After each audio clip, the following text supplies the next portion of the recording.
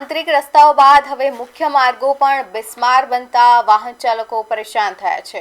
હાલ ખ થી ગ રોડને જોડતો મુખ્ય માર્ગ અત્યંત બિસ્માર હાલતમાં ફેરવાઈ ગયો છે। સેક્ટર 28 જીઆઈડીસી સેક્ટર 27ના ખાંચા પાસે રોડ પર મોટા ખાડા પડી ગયા છે અને સ્પીડ બ્રેકર ન હોવાના કારણે વાહનો પૂરપાટ ઝડપે દોડે છે।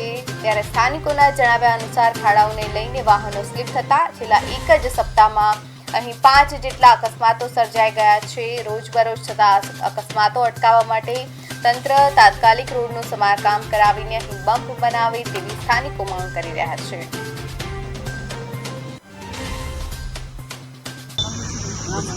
ગુજરાત રાજ્યના પાટનગર ગાંધીનગરમાં દિવસે ને દિવસે અકસ્માતની સંખ્યા વધતી જઈ રહી છે। ત્યારે આપણે જીઆઈડીસીનો જે 27 અને જીઆઈડીસી 28ને કનેક્ટ કરે છે તે રોડ ઊભા છે। ત્યાં છેલ્લા એક હપ્તામાં 3 થી 4 અકસ્માત થયા છે એક ખાડાના લીધે। તો આપણી સાથે અહીંના જે કામ કરે છે, અહીંયા જે મજૂરો છે તે જોડાય છે, તેમની સાથે વાતચીત કરવાનો પ્રયાસ કરે છે। મોટાભાઈ આપણું નામ શું છે ને અહીંયા ઘટના શું થયા છે? મારું નામ દીપક છે। અહીંયા મારે આ લારી મારી છે।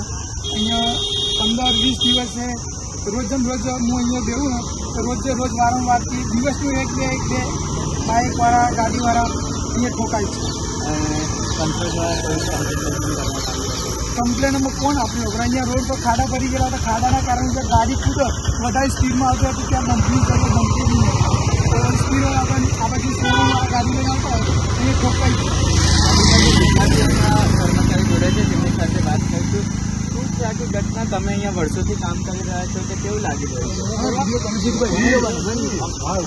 આપણી સાથે બીજા જોડે છે આખી ઘટના તમે આટલા વર્ષોથી રહી રહ્યા છો? અહીંયાથી કાયમ નીકળીએ છીએ તો ઘણી વખત એક્સિડન્ટ થઈ જાય, બાઇકના ગાડી ખાલી એક્સિડન્ટ આવે રોડ પર સારું બમ્પી થાય છે।